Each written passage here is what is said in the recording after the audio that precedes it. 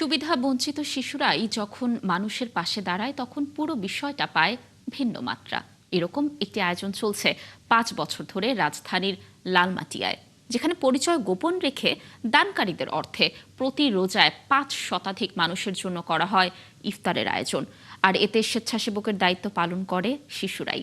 মানুষের পাশে দাঁড়ানোর অন্যরকম এই গল্প জানাচ্ছেন আমাদের সহকর্মী ভাস্কর ভাদুরী। ছবি তুলেছেন দুর্লভ চন্দ্র।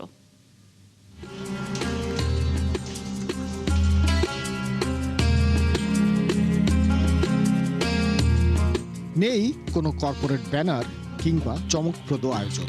ইফতারের ঠিক 10 মিনিট আগেই সুবিধাবঞ্চিত শিশুরাই ব্যস্ত আগত মেহমানদের খেদমতে। ইফতারের সময় ঘনিয়ে এলে এই শহরে যখন কোটি মানুষের দৌড়ঝাঁপ শুরু হয়, তখন লালমাটিয়ার ডি ব্লকের কিছু সড়কে নিঃশব্দে চলতে থাকে ইফতারের আয়োজন।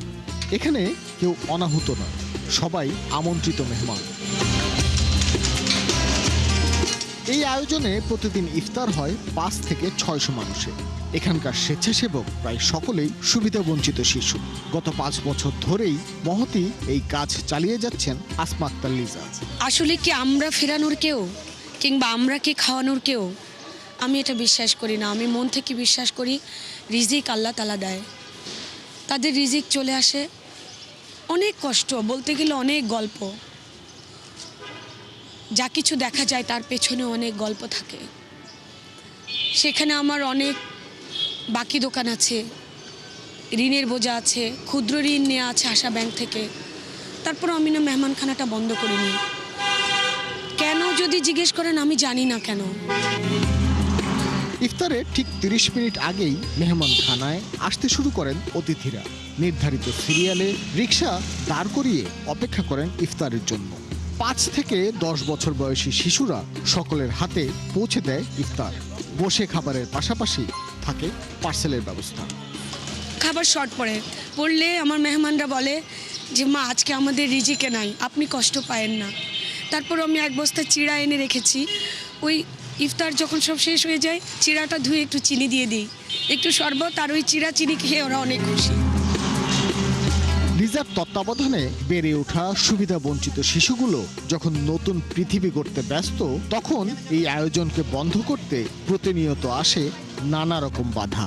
সব বাধা দূর করেই এগিয়ে যেতে প্রতিজ্ঞাবদ্ধ মেহমানখানা ও তার কর্মীরা।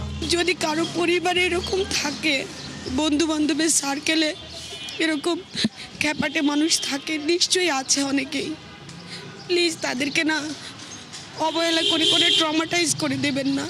তাদেরকে একটু ভালোবেসেন। একটা মানুষ একটু ভিন্ন চিন্তার হতেই পারে, তাদেরকে একটু আগলে রাখবেন, তাহলে ওদের কাজটা অত কঠিন হয় না।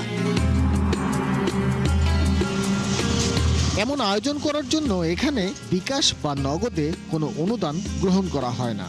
প্রায় ৯০% মানুষই নাম প্রকাশ না করার শর্তে এখানে অনুদান দেয়। যাদের বিশ্বাস, এক প্লেট খিচুড়ি হয়তো পৃথিবী বদলে দিতে পারে না, কিন্তু এক প্লেট খাবার কারো কাছে বেঁচে থাকার শক্তি।